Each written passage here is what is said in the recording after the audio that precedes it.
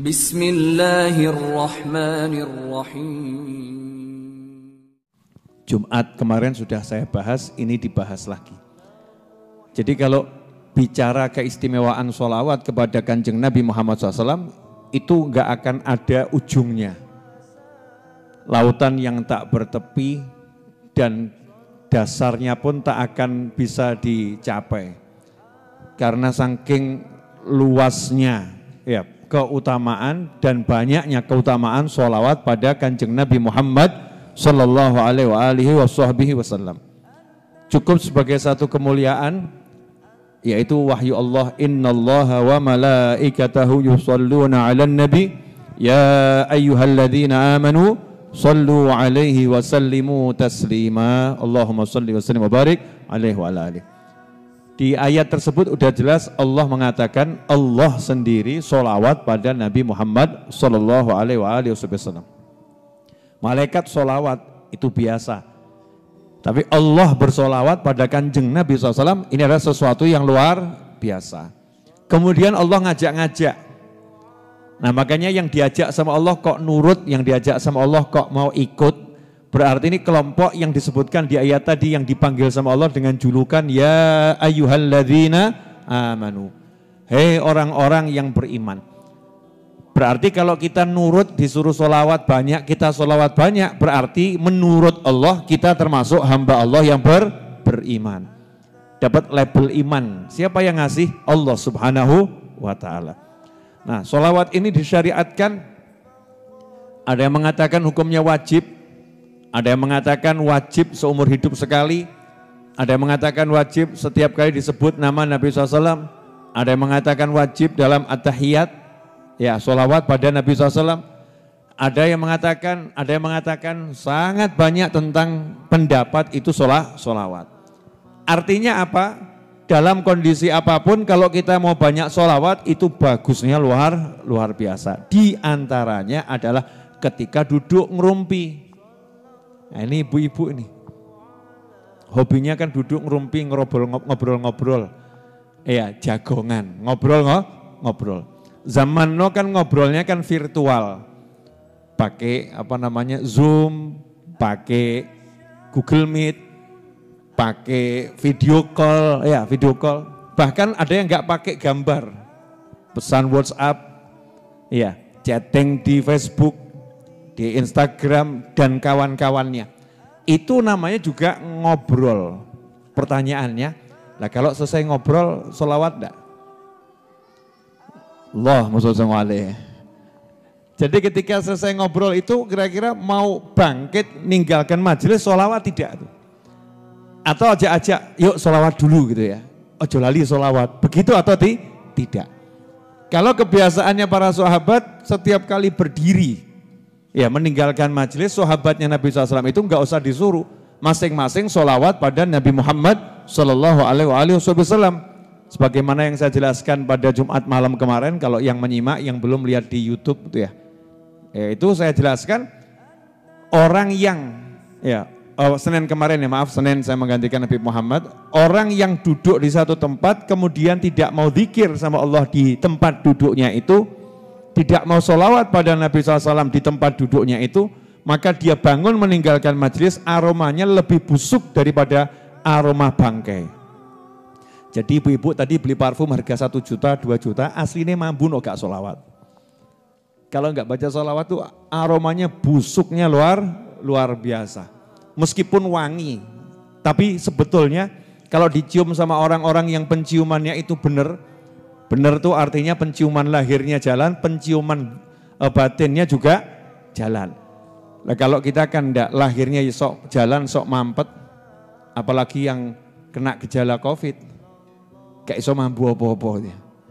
Cium ini, cium itu kok aromanya enggak ada. Katanya itu gejala COVID, enggak iso mampu. Dikasih Baiklin enggak mampu, kasih terasi enggak mampu ya, dikasih bau yang enggak enak mampu, tapi dikasih duit mampu. Ya, aromanya uang dia itu bisa mencium. Nah, ini kalau sampai kita ini penciumannya tajam, hidup zaman Nuh, Masya Allah, kalau orang yang kita temui duduk gak sholawat, jarang sholawat, aromanya busuk. Na'udzubillah min dzalik. Mudah-mudahan kita termasuk yang wangi, lahir maupun batin. Amin, Allahumma amin. Dikatakan oleh Kanjeng Nabi Muhammad sallallahu alaihi wasallam, zayyinu majalisakum bis sholati alaih. Hendaknya kalian menghias duduk-duduknya kalian, tempat di mana kalian duduk, majelis-majelis kalian. Majelis itu kan macam-macam, ada majelis bahas ilmu, ada majelis ngobrol biasa, silaturahim, ada majelis baca Al-Quran, ada majelis zikir, baca istighfar, tahlil, takbir, apapun itu pokoknya tempat dudukmu, hiaslah dengan bersolawat kepadaku. Itu perintah Kanjeng Nabi Muhammad SAW. Zayyinu, hiaslah. Nah kalau kita ini duduk-duduk udah mikir belum untuk menjadikan tempat duduk kita bagus? Mesti mikir, betul kan ya? Oh karpetnya bagus enggak itu? Oh sound systemnya bagus enggak itu? Oh aromanya, pengharum ruangannya wangi atau tidak? Tempatnya untuk mengharumkan dilihat cantik atau tidak? Nah ini saya pesan dari Jepara kan, dilihat aja kan enak. Tapi kalau kita duduk-duduk semuanya udah dibaguskan, tempatnya bakar dupa bagus, aromanya, parfumnya, entah semprotan, entah dengan dibakar, dengan dupa, apapun itu. Sudah cakep semua, karpetnya harganya 50 juta, Masya Allah. Karpetnya harganya sekian, ruangannya ber-AC, tapi nggak ada sholawat, ngobrol, nggak ada sholawatnya. Itu busuk aromanya, na'udzubillah min dzalik. Dan dilihat dari langit, nggak ada hiasannya. Karena nggak ada hiasan ruhaniyahnya, nggak tertarik malaikat itu datang. Nggak tertarik malaikat itu mendekat. Nggak tertarik malaikat untuk ikut nimbrung duduk bersama kita di majelis tersebut. Lah kalau malaikat nggak tertarik, yang tertarik siapa? Setan. Yang tertarik setan. Na'udzubillah min dzalik. Kemudian Rasulullah SAW juga menyatakan, ma min jama'atin tafarraqu ala dzikri illa wajabat lahum syafa'ati. Tidaklah seseorang itu, sekelompok orang itu duduk berkumpul ya, tidaklah sekelompok orang itu duduk berkumpul, 5 orang, 10 orang, 3 orang, 2 orang duduk berkumpul. Kemudian ketika pisah, mereka itu mengingat aku ya dengan bersolawat pada Nabi SAW, kecuali wajib dia mendapatkan syafaatku.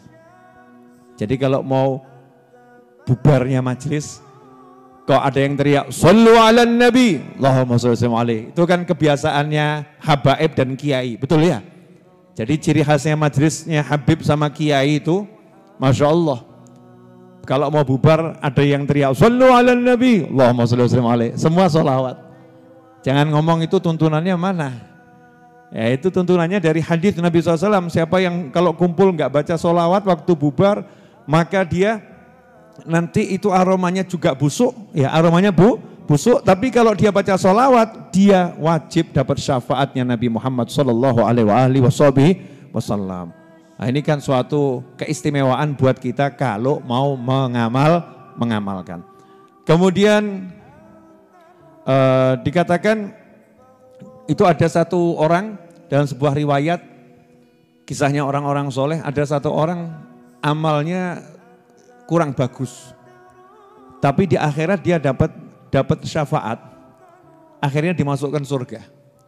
Gara-gara dia pernah mendengar siapa yang kalau di majelis, waktu majelisnya itu mau bubar atau waktu mau mulai, terus dia dengan suara keras ngajak orang sholawat, terus orang-orang jadi bersolawat, maka dia akan dapat syafaatnya Nabi SAW.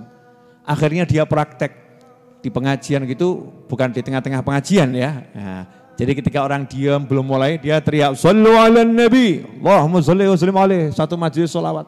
Gara-gara amal yang satu itu, maka dia diampuni oleh Allah Ta'ala, diberi syafaatnya Kanjeng Nabi SAW. Makanya kita sering kalau di pengajiannya para kiai dan para habaib, itu mungkin ada santri, ya ada habib yang teriak sallallahu ala Muhammad aktsiru shalah ala nabi Allahumma shalli alaihi, atau udzkuru shalah ala nabi. Itu semua mengamalkan perintahnya Allah Subhanahu wa taala dan anjurannya Kanjeng Nabi Muhammad sallallahu alaihi wasallam. Dan terkhusus di bulan Sya'ban, Memang di bulan Sya'ban ini kita diperintahkan untuk banyak-banyak sholawat. Dikatakan, barang siapa man shalla alayya fi syahri Sya'ban kulla yawmin sab'ami'ah marrah, barang siapa yang di bulan Sya'ban itu setiap hari dia sholawat kepadaku sebanyak 700 kali, wakalallahu bihi malaikah, maka Allah akan mengirimkan malaikatnya untuk menyampaikan sholawat itu kepadaku, kepada Rasulullah SAW. Ya.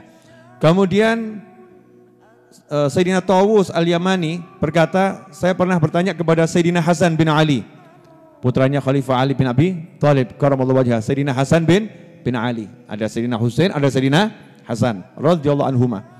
Saya pernah bertanya kepada Sayyidina Hasan bin Ali radhiyallahu anhu, an lailatul sholli, yakni lailatan nisf min Sya'ban wa anil amal fiha. Sebentar lagi kan kita masuk malam nisfu Sya'ban.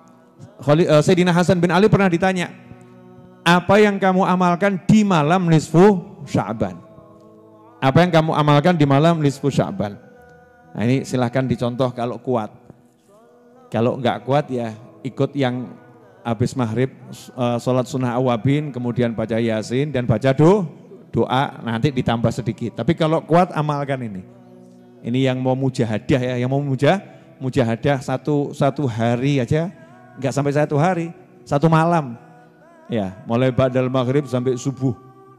Ya, kalau mau mujahadah, kalau enggak ya ambil yang enteng-enteng saja. Yang penting diperbanyak ibadah. Beliau berkata, ana aj'aluha thalathan. Aku menjadikan malam nisfu Sya'banku itu menjadi 3 bagian. Sepertiga aku bersolawat kepada kakekku yaitu baginda Muhammad SAW. Usolli ala jaddi. Ya, aku bersolawat kepada kakekku an-Nabi SAW. Imtithalan li amrillah ta'ala haitsu yaqul innallaha wa malaikatahu yusholluna 'alan nabi ya ayyuhalladzina amanu shallu 'alaihi wa sallimu taslima. Al-Ahzab 56. Jadi Al-Ahzab 56. Saya melaksanakan perintahnya Allah Ta'ala. Disuruh sholawat dan salam ya saya sholawat dan salam. Makanya sepertiga malam nisfu Sya'ban saya gunakan untuk banyak-banyak bersolawat. Kemudian sepertiga berikutnya aku istighfar kepada Allah Ta'ala karena Allah telah mengatakan wa ma kana Allahu mu'adzibahum wa hum yastaghfirun, dan sekali-kali Allah tidak akan menyiksa mereka sementara mereka mau istighfar minta ampun kepada Allah. Yang satu sholawat, yang satu istighfar. Kemudian aku jadikan sepertiga yang terakhir untuk banyak-banyak sujud. Jadi dibagi 3 ya, urutannya bebas. Pokoknya malamnya dibagi 3 untuk banyak-banyak sujud kepada Allah Ta'ala yaitu dengan sholat ya. Banyak-banyak sholat karena Allah mengatakan wasjud waqtarib, sujudlah dan mendekat. Jadi malam nisfu Sya'ban sholat, istighfar, sholawat. Sholawat, istighfar, sholat. Sholawat, istighfar, sholat. Nah itu resep. Kalau kita istighfar saja bagus, sholawat saja bagus. Kalau dikombinasi semuanya jalan di malam itu, sholawatnya banyak, istighfarnya banyak, sholatnya banyak, wah itu super bagus. Nah ini insya Allah bisa disampaikan kepada yang lain dan siapapun yang pengen dapat barokahnya malam nisfu Sya'ban dan barokahnya bulan Sya'ban, yaitu untuk banyak-banyak sholawat pada Nabi SAW. Nah sebagai himbauan untuk saya pribadi dan siapapun yang mau niru. Pokoknya kita ini kalau mau duduk sama bangun dari duduk, sadarkan dulu ada Nabi gitu. Sadarkan dulu ada Nabi maksudnya bagaimana? SAW, kita ini punya Rasul, kita punya Nabi, sebaik-baik Nabi, sebaik-baik Rasul, yaitu baginda Muhammad SAW. Saya butuh syafaatnya Rasulullah SAW, saya butuh pertolongannya Rasulullah SAW, saya butuh Rasulullah. Maka minimal setiap kali mau duduk, minimal gitu, kita ingat Nabi Muhammad SAW.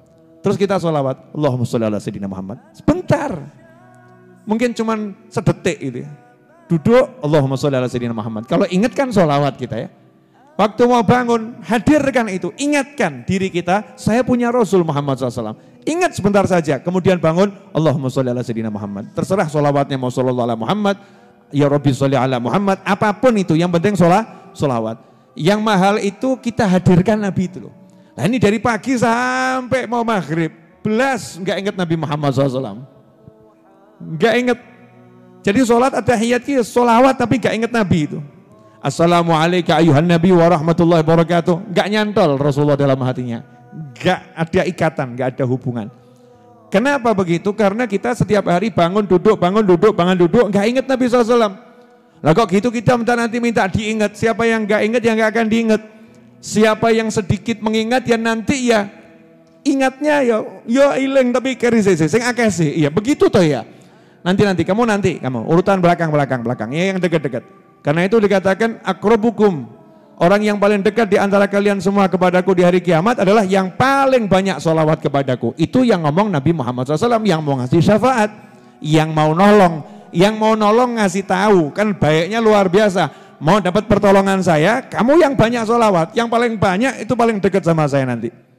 Kalau begitu gampang, hidup kita paksakan sholawat, sambil masak sholawat, sambil nyetir sholawat, sambil duduk sholawat, pokoknya apapun, paksakan baca sholawat. Insya Allah kalau kita rajin sholawat, syafaat dapat.